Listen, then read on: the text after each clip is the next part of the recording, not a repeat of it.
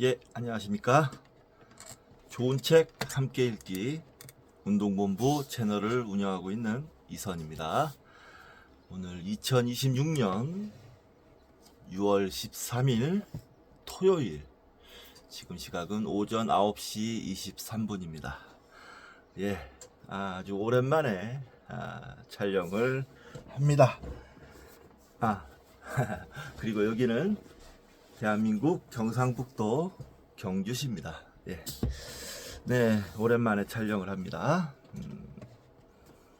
지난주에 월요일까지 쉬었다가 월요일까지 쉬고 보니까 좀 나른해지더라고요. 이제 3일, 거의 3일, 토요일 날 아침에 잠깐 일을 하긴 했지만 거의 3일을 쉬다 보니까 뭔가 좀 너무 많이 쉬었다 뭐 이런 생각도 들고, 그래서 화요일부터는 또 엄청 열심히 일을 했습니다. 진짜 열심히 했네요. 특히 어제 같은 경우는 경주에서 실어놓은 물건을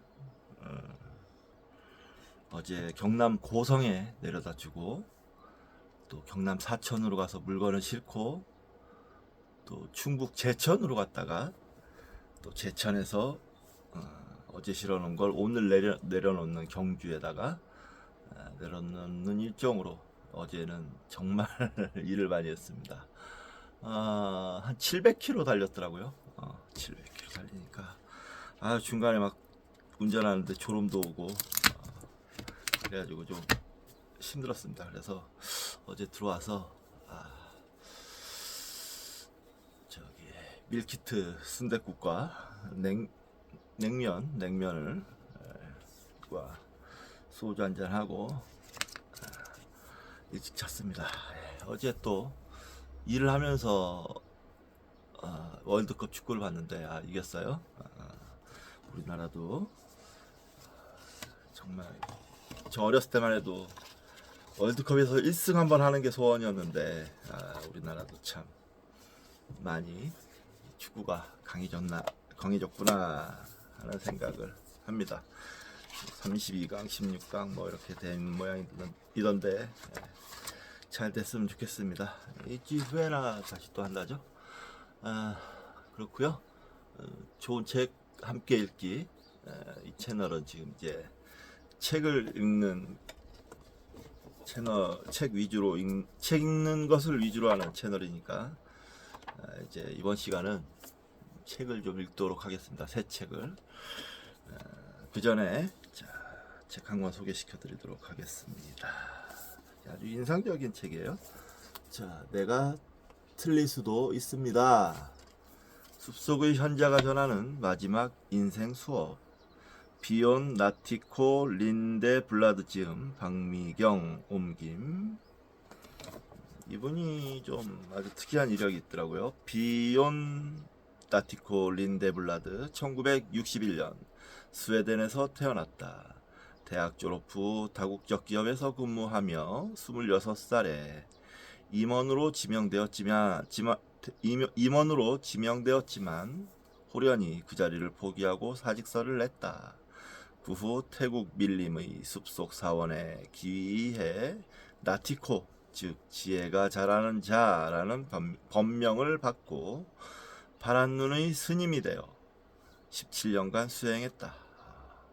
승려로서 지킬 엄격한 계율조차 편안해지는 경지에 이르자 46의 나이에 사원을 떠나기로 하고 승복을 벗었다.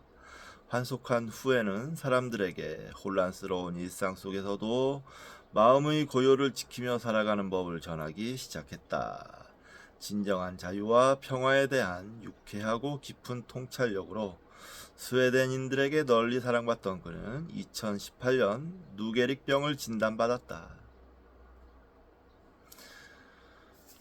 58세 정도밖에 안 됐는데 안타깝네요. 급격히 몸의 기능을 잃어가면서도 사람들에게 용기와 위로를 계속해서 전하던 그는 2022년 1월 망설임도 두려움도 없이 떠난다는 말 한마디를 남기고 숨을 거두었다.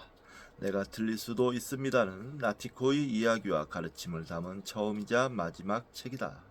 2020년 말 스웨덴에서 출간되어 독자들의 열광 속에 그 해의 베스트셀러가 된 이 책은 30만 부 판매되었고 세계 25개국에 판권이 수출되었다. 아주 흥미가 돋습니다. 예. 불교 수행자에서 다시 세속으로 돌아가서 가르침을 베푸신 분인데 굉장히 삶의 여정이 특이합니다. 차례 7. 프롤로그 가장 소중한 것 단 한 가지 14. 알아차리다. 가만히 있어도 불편한 삶, 과거라는 목줄, 카라마조프가의 형제들, 사원의 첫 발을 내딛다.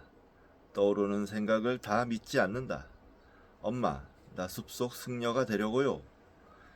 지혜가 자라는 사람 나티코, 순간의 지성, 괴짜들의 공동체, 선택하지 않는 훈련, 곰돌이 푸의 지혜, 마법의 주문, 9번의 실패, 나를 괴롭히는 그 사람은, 어색한 은자의 행복, 다친 주먹, 열린 손바닥, 할 짓이 없어 빌어먹나?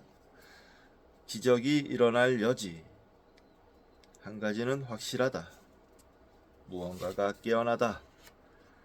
잃을 것은 너무나 많지만 전직 승려의 수치, 반지 안의 비밀, 모든 것은 너에게서 시작한다.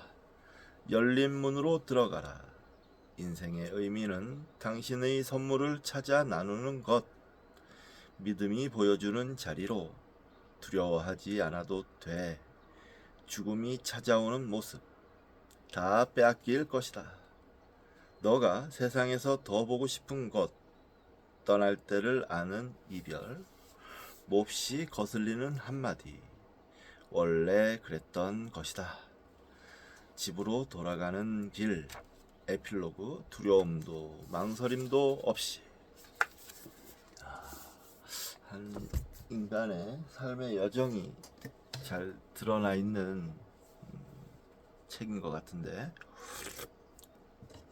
궁금합니다. 자, 오늘 들어갈 새 책은 이 책입니다. 사랑에 빠지게 만드는 기술. 제목이 정말 흥미롭죠? 안토니 보린체스즘, 김유경 옮김. 진정한 사랑을 꿈꾸는 사람들을 위한 연애 교과서. 저에게 꼭 필요하군요.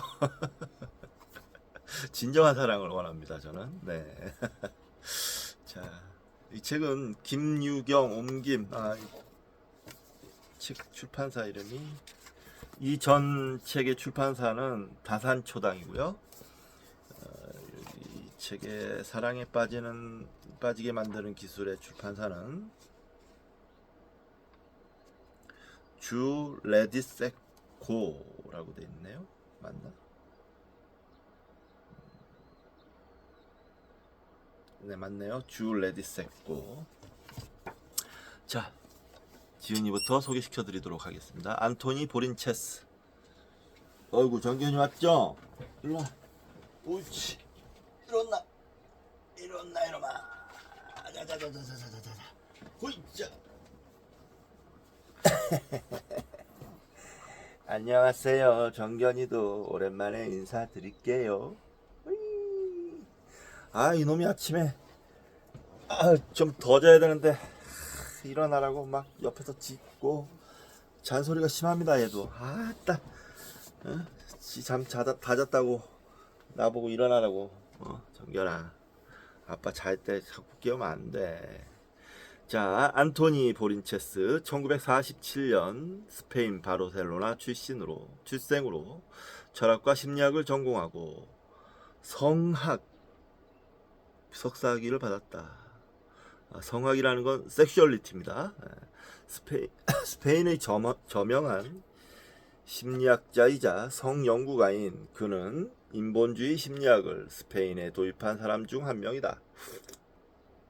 특히 커플 간 갈등 치료와 성기능 장애, 개인 성장 치료 분야의 뛰어난 전문가로 스페인과 중남미 치료 전문가들 사이에서는 이미 그의 연구물이 벤치마킹되고 있다.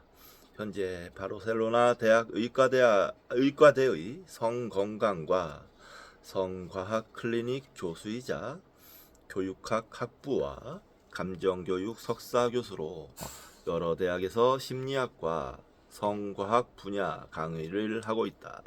또한 텔레비전과 라디오, 신문, 잡지 등 다양한 미디어와 협업하고 있기도 하다.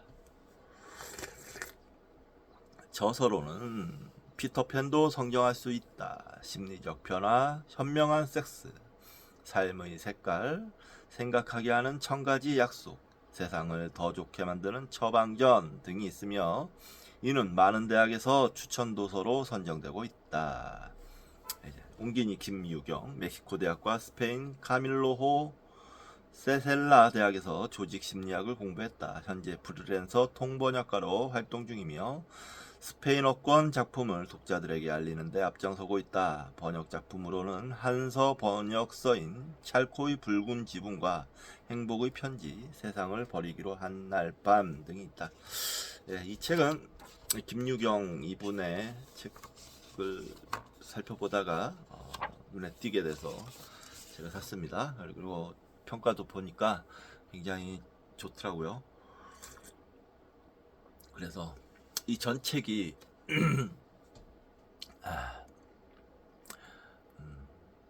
두 번은 사랑하지 못하는 병, 그 책을 읽었는데 그 책이 꽤 조회수도 좀 나오고 반응들이 좀 괜찮았지 않았나? 다른 책보다? 라는 생각이 들었어요. 그래서 저도 그 책을 읽고 나서 사랑이라는 거에 대해서, 연애라는 것에 대해서 조금 더 생각해 보고자 이 책을 골랐습니다. 자, 이 책은 뭐 그렇게 두꺼운 책은 아니니까 240여 페이지 되거든요. 얼른 읽을 수 있지 않을까 생각해 봅니다. 자, 내 인생의 새 여인에게 사랑에 빠진 모든 분과 사랑을 견고히 다지고 싶어하는 분들께, 그리고 에리 프롬을 기리며.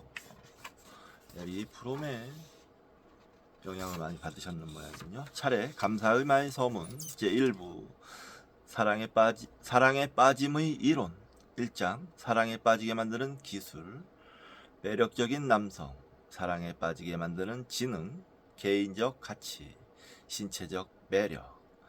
2장 남녀관계, 스스로 원해서 혼자인 사람들, 상대 자체를 만나지 못해서 혼자인 사람들, 알맞은 상대를 만나지 못해서 혼자인 사람들, 상대가 있지만 혼자라고 느끼는 사람들, 사랑에 빠짐의 변화 과정, 애정적 욕구에서 감정의 상호성으로. 3장 사랑에 빠짐에서 사랑으로, 자아개념과 사랑에 빠지게 만드는 능력, 자존감과 사랑의 감정, 사랑의 경험과 개인 성숙, 사랑의 경험, 사랑과 행복. 2부 개별 적용, 4장 출발점, 개인 환경, 과거와 현재 그리고 미래, 관계 초기 핵심, 애정적 수용성, 기대와 가능성 수준, 사랑의 대상 선택, 알맞은 선택. 5장 유혹의 정석, 새로운 유혹자, 말의 유혹의 길, 진정성, 긍정적인 태도, 유혹의 윤리. 6장 사랑에 빠지게 만들기 위한 지침들, 유혹의 친구, 유혹의 적, 유혹의 시작.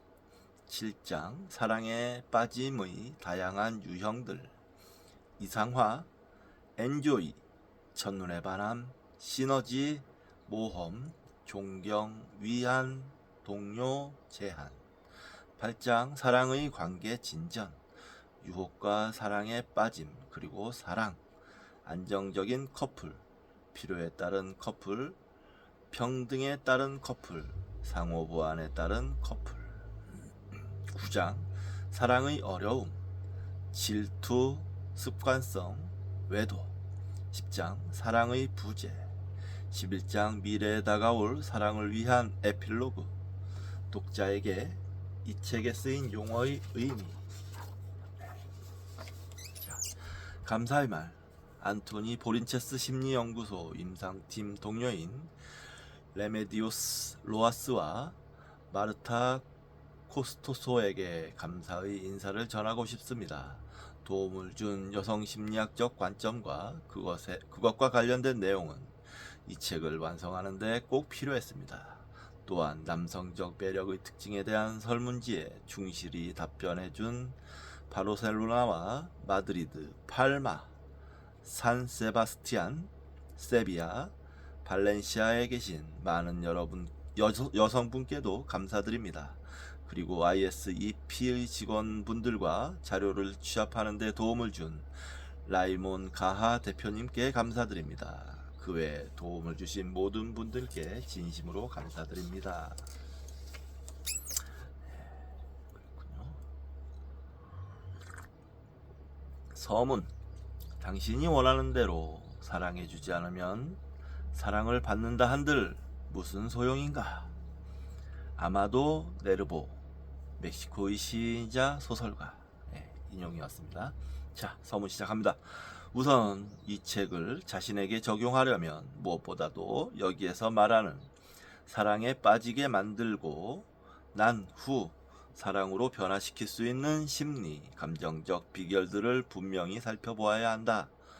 하지만 사랑에 관한 남녀의 동기에는 차이가 있고 잘못된 해석과 일반화의 오류를 범하지 않기 위해서 사랑에 빠짐에 대한 일반적 법칙이 아닌 사랑의 관계에서 자신을 버리지 않고 편안함을 느끼도록 도와줄 기능적 이론을 살펴볼 것임을 분명히 해두고 싶다.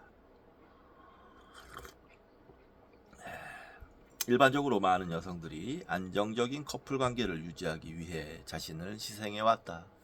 하지만 그들이 사랑을 자신을 버리거나 남성에게 복종하는 것이 아니라는 사실을 깨닫게 되면서 애정관계가 위기 국면에 들어섰다. 그리고 앞으로 살펴보겠지만 이 위기는 오로지 변화에 대한 상상과 성숙을 통해서만 극복될 수 있을 것이다.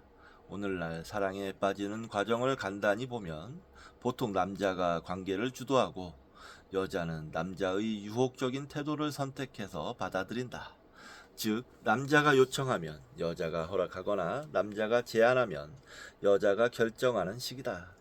이것이 전통적인 남녀 역할이고 오늘날에도 여전히 마찬가지이지만 조금씩 이런 역할에 문제가 제기되면서 좀 더 균형적이고 평등한 남녀관계로 변해가고 있다.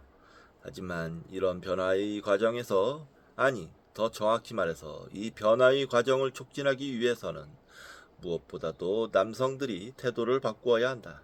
간단한 이유를 들자면 여성들이 이제는 그런 남성들의 태도를 받아들이려 하지 않기 때문이다. 이런 변화 속에서 남성과 여성은 다음과 같은 이상하고 모순된 상황에 놓이게 되었다. 남성은 더 이상 존재하지 않는 여성을 계속 찾아다니고 여성은 아직 존재하지 않는 남성을 만나고 싶어한다.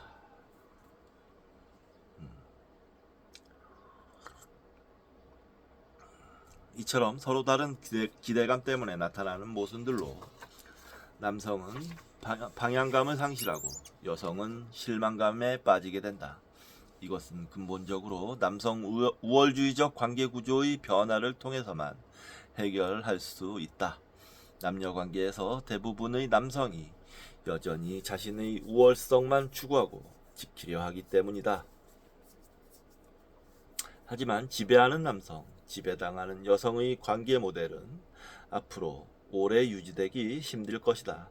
이 주장을 뒷받침할 만한 이유가 아직 정확히 체계화되지는 않았지만 현재 나타나고 있는 관계 모델이 기존의 모델보다 더 균형적이고 동등한 것만 봐도 이유는 충분하다. 따라서 우리는 남녀 관계의 새로운 형태인 상호보완적 관계와 서로의 차이를 존중하고 함께 나누려는 욕구에 기초한 패러다임 안으로 들어가야 한다. 그러나 이것은 오랫동안 이어지고 있는 과거의 패러다임을 벗어버릴 수 있을 때만 가능하다. 30년도 훨씬 전부터 여성은 남성의 힘에 복종하고 자유를 억압당하는 역할들에 문제를 제기하기 시작했다. 그로 인해 오늘날의 남성은 새로운 상황에 대처할 준비도 못한 채 유혹해야 하는 대상을 잃게 되었다. 미래의 남녀관계는 균형적일 수도 있고 그렇지 못할 수도 있다. 하지만 이제 강요의 시대는 지나고 협상의 시대가 왔다. 남녀 우위 관계가 끝나가지만 그렇다고 해서 여성 우위 관계가 시작되어야 더 좋은 것도 아니다. 따라서 지금 우리 앞에는 애정적 조화와 감정적 협이라는 새로운 관계가 놓여 있다. 새로운 과제가 놓여 있다. 나는 이런 조화를 이루도록 도와주고 특히 과거와 같은 방식으로는 사랑에 빠지게 만들 수 없음과 오늘날 우리가 사랑에 빠지게 만드는 방법을 알려주기 위해 사랑에 빠지게 만드는 기술이라는 책을 쓰게 되었다. 문제의식이 확실하군요. 2015년에 나온 책인데 저도 이런 생각을 조금 했어요. 분명 예전 같은 지금 사회가 격변하고 있지 않습니까? 그래서 따라서 인간관계, 남녀관계도 변하고 있는데 예전 같은 남녀관계는 분명 아니에요. 제가 익숙했던 10대에서 20대 사이에 30, 이제는 그런 남녀관계는 종말을 고한 것 같기도 합니다. 분명히 뭔가 균형 잡히고 평등한, 동등한 위치에 남녀관계 개념의 정립이 돼 있어야 지금 세상에서는 사랑에 빠질 확률이 더 높지 않을까 생각해 봅니다. 제1부 사랑에 빠짐의 이론 1장 사랑에 빠지게 만드는 기술 인용입니다. 문을 여는 것이 아름다운 얼굴이라면 계속 열려있게 하는 것은 아름다운 습관들이다. 탈레스 고대 그리스 철학자. 아주 지혜로운 말씀이네요. 철학자들은 확실히 다른 부분이 있는 것 같습니다. 일반 사람들이 생각하는 것과. 자, 본문입니다. 살다 보면 정도의 차이는 있겠지만 이런 의문이 들 때가 있다. 왜 어떤 남자들은 여자에게 말만 걸었다 하면 성공하는지, 어떻게 여자들을 쉽게 사랑에 빠지게 만드는지, 반대로 남자들은 왜 방관자처럼 그저 소극적으로 체념만 하고 있는지. 그렇죠. 그게 내 참.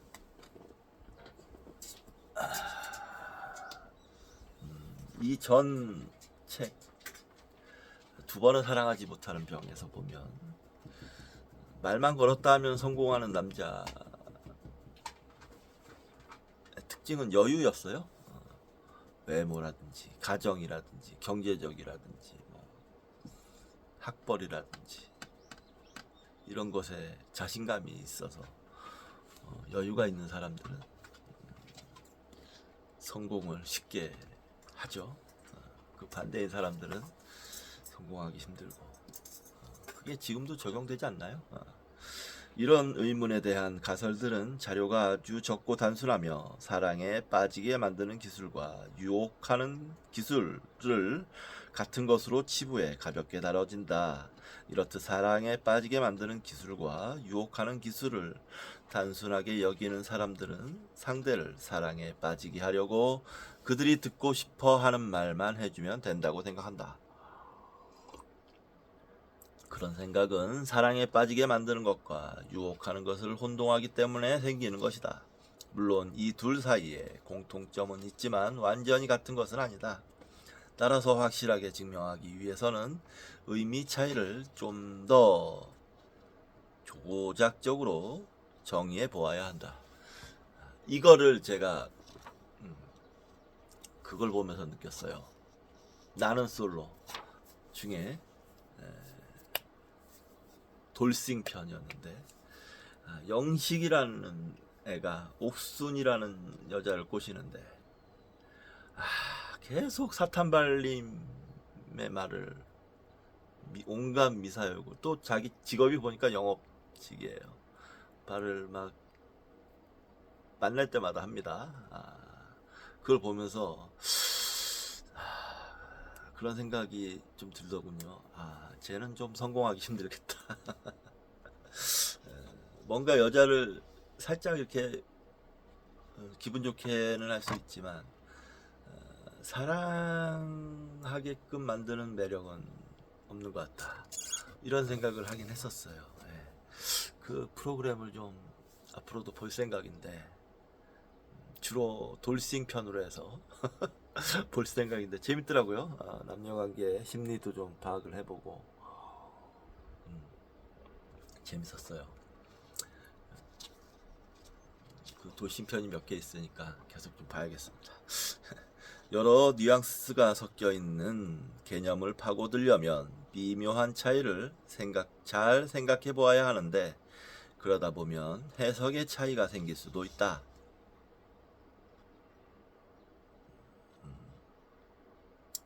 어렵네요. 여러 뉘앙스가 섞여 있는 개념들을 파고들려면 미묘한 차이를 잘 생각해 보아야 하는데, 그러다 보면 해석의 차이가 생길 수도 있다. 따라서 심리학에서는 잘못된 해석을 피하고자 조작적 정의 가로 열고 추상적인 개념을 직접 관찰하고 측정 가능한 속성으로 바꾸어 정의하는 것, 조작적 정의를 따르고 있다. 조작적 정의는 사용될 틀 안에서 특정 개념을 허용하는 관례이다. 여기에서는 이 책의 기본 요소들에 대한 이해를 돕기 위해 사랑의 경험과 관련된 세 가지 변수에 대해 살펴볼 것이다. 즉, 유혹과 사랑에 빠짐, 그리고 사랑이다. 유혹, 사랑에 빠짐, 그리고 사랑. 물론 관계 속에서 이것들이 어디에서 시작되었는지, 그리고 언제 하나가 다른 하나로 변했는지 구별하기는 어렵다. 따라서 각각의 범위를 명확하게 하고 다양한 요소들이 조화롭게 작용하는 데 도움이 될 만한 기준들을 세우기 위해서는 먼저 용어들을 구분해 각 의미를 분명하게 해야 한다. 우선 사전을 참고해서 다음의 정의들을 모아보았다.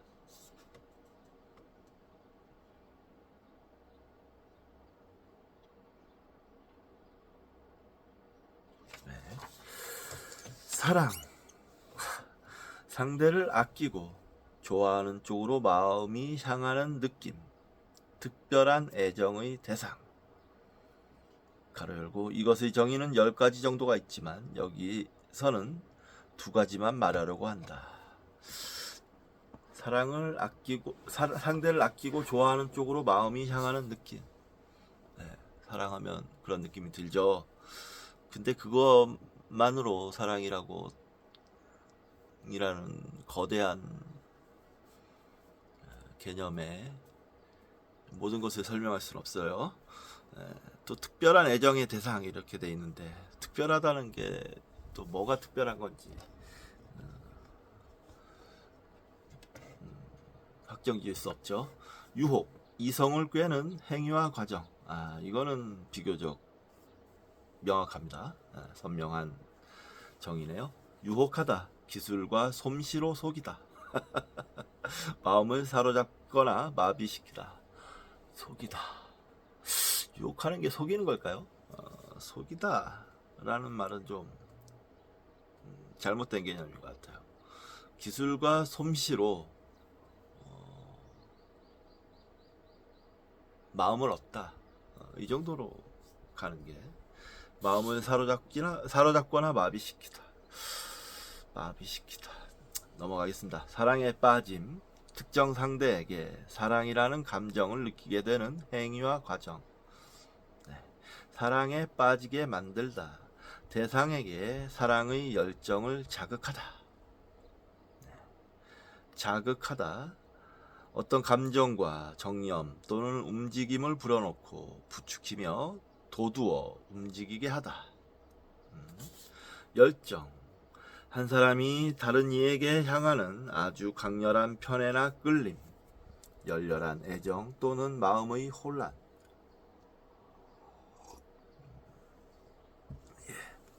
이 정도로 정리하면 되겠네요. 하지만 자, 이건 용어정이었고요. 하지만 이런 의미들을 살펴보고 나니 개인적으로는 오히려 전보다 더 혼란스러워졌다.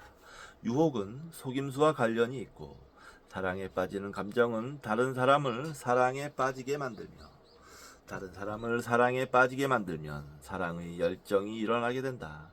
그러나 막상 사랑을 하게 되면 이런 미묘한 차이들이 별로 중요하지 않다는 것을 자연스럽게 깨닫게 된다. 그러므로 학술적 정의는 옆으로 치워두고 앞으로 살펴볼 감정들의 심리학적 의미를 하나하나 소개하려고 한다. 이를 위해 우리가 주장하는 맥락 안에서 사랑에 빠지는 기술의 3가지 핵심 개념들을 조작적 정의를 내릴 것이다. 여기서 이제 조작적 정의를 내리는 겁니다. 유혹. 한 사람이 다른 사람에게 성적 관심을 유발할 수 있어서 생기는 상호 간의 의식.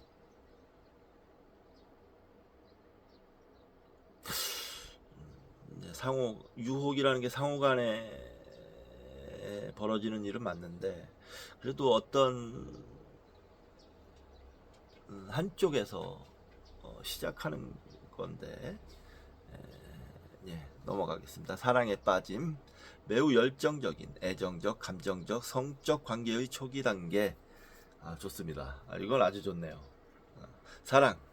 안정적인 계획으로서 지속하길 원하는 관계. 이건 좀 더 사랑을 깊이 있게 정의 내리는 것 같아요. 이 전에 사전적 의미보다는. 그렇죠.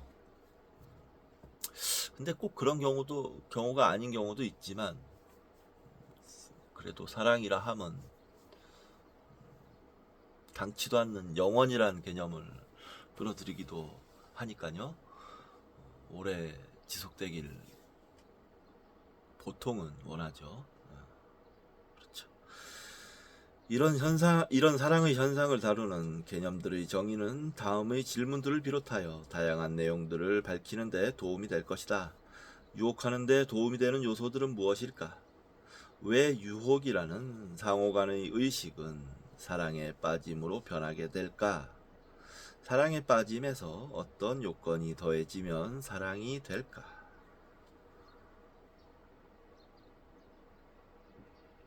자, 만일 우리가 이 3가지 질문에 정확히 대답할 수 있다면 사랑으로 나타나는 미묘하면서도 복잡한 심리적 메커니즘을 깊게 이해하고 사랑에 빠지게 만들 수 있는 준비를 잘 갖춘 셈이다. 그러나 미리 말하지만 유혹의 성공을 보장하는 완벽한 공식이나 마법 같은 의식은 없다. 다행히도 요즘은 남녀관계가 많이 변해 만남이 수락과 거절을 자유롭게 선택할 수 있는 환경에서 이루어지고 있다. 따라서 우리가 할 수 있는 유일한 방법은 우리가 보내는 유혹의 메시지를 상대가 받아들이도록 심리학적 지식을 총동원해 더 나은 조건들을 만드는 것이다.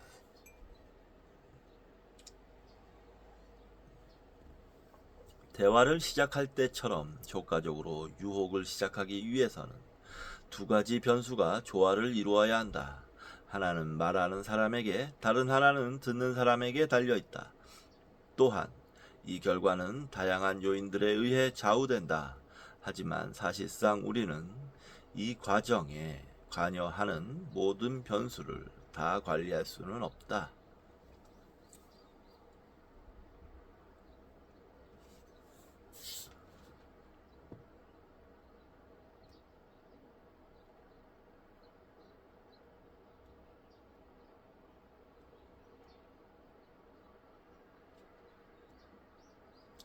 더 정확하게 말하자면 그것들을 완벽하게 조절할 수 없다. 따라서 원하는 목표를 효과적으로 달성할 수 있도록 최대한의 가능성을 찾아보자. 그렇다고 해도 사랑에 빠지게 만드는 기술과 관련해서 정해진 규칙이나 확실한 방법은 없다는 사실을 꼭 명심해야 한다.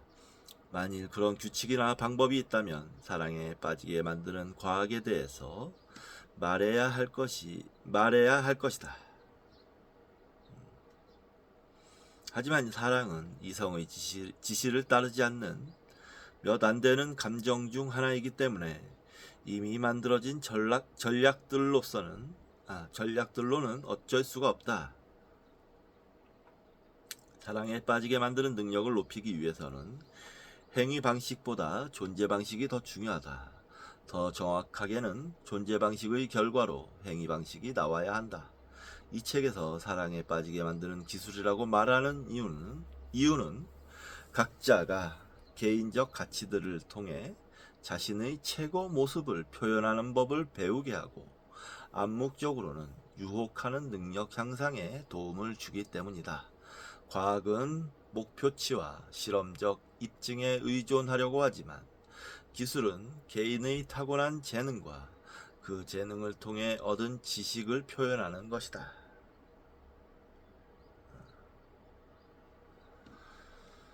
따라서 나는 사랑에 빠지게 만드는 것이 과학보다는 기술이라고 믿는다. 그래서 우리는 대인관계 능력을 높이는 데 도움이 되는 수단들을 우리 내면에서 찾아야 한다. 왜냐하면 외부 기준들보다는 내적 과정들을 따르는 것이 언제나 더 나은 방법이기 때문이다. 이런 문제 제기를 논리적으로 발전시켜서 모든 추론을 뒷받침할 다음의 기본 가설을 세우게 되었다. 사랑에 빠지게 만드는 사람들은 자신을 향상시킨 사람들이다.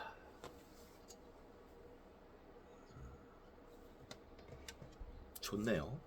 사랑에 빠지게 만드는 사람들은 자신을 향상시킨 사람들이다. 좋은 것 같습니다. 이런 가정에 따르면 사랑에 빠지게 만드는 능력은 사회적 관계 영역에서의 내적 성장과 관련이 있다. 거기에서 매력을 끄는 능력에 따라 애정 관계가 생겨난다. 우리는 이런 생각을 염두에 두고 자신의 가치를 발전시키도록 노력해야 한다. 자신을 향상시킨 사람은 매력을 갖게 되고 매력적인 사람은 사랑에 빠지게 만드는 능력을 최고로 활용할 수 있기 때문이다.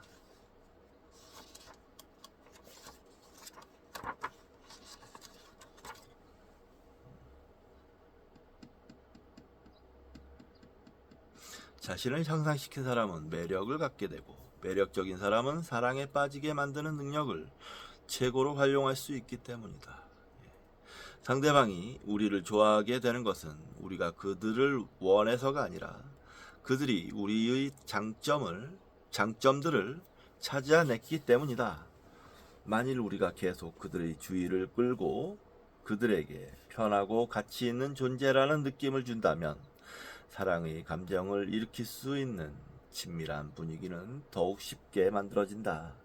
내가 보기에 사랑에 빠지게 만드는 가장 좋은 방법은 자신의 태도로 재밌고 즐거운 관계를 만드는 것이다. 이것은 우리를 매력적인 사람으로 만들어주기 때문에 우리가 가장 먼저 발전시켜야 하는 첫 번째 능력이다. 하지만 남성과 여성이 말하는 매력의 특징은 다르다. 아름다움과 지능, 감성이라는 세 가지 구성 요소만 해도 성별에 따라 평가가 다르다. 그러나 지금 이 부분까지 생각한다면 하나의 통합된 주제를 다루는데 방해가 될 것 같다.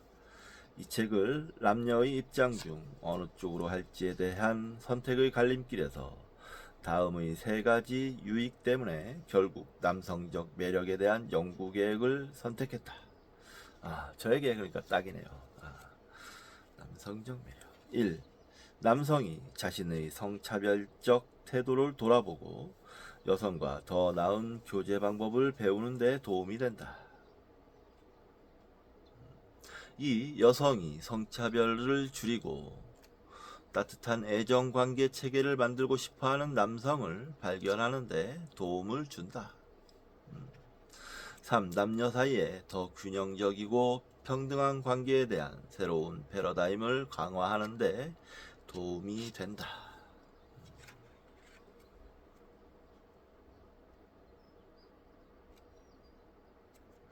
저는 근데 좀 이걸 이렇게 생각해요. 남녀 평등이라는 게 그냥 단순히 기계적인 남녀 평등이 아니라고 생각합니다. 남성의 어떤 특징들, 뭐 예를 들면 양적이라고 하죠. 양 할 때 양적인 특징들, 뭐 강함이라든지,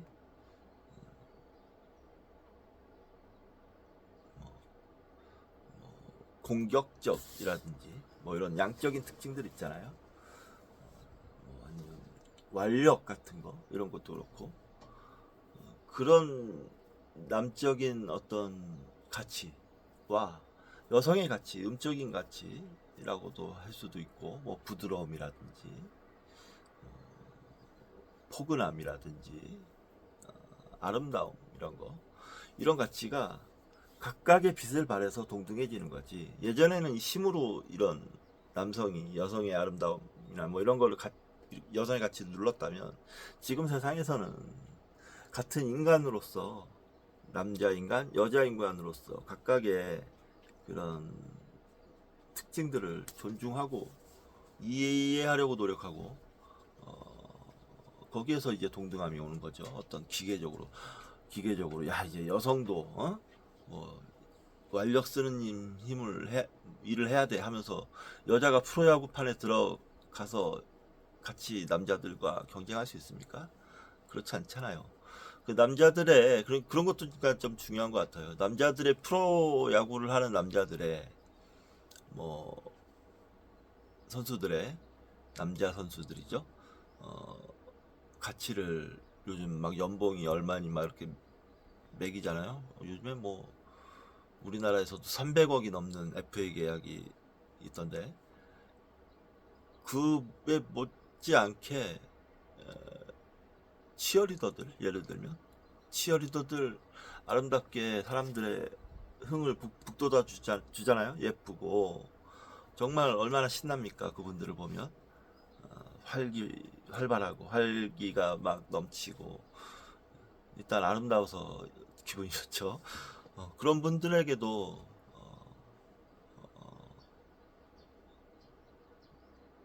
그에 걸맞는 대가가 돌아가야죠. 그게 올바르된 균형의 남녀 평등? 균형의 시대에 부합하는 모습이 아닐까요?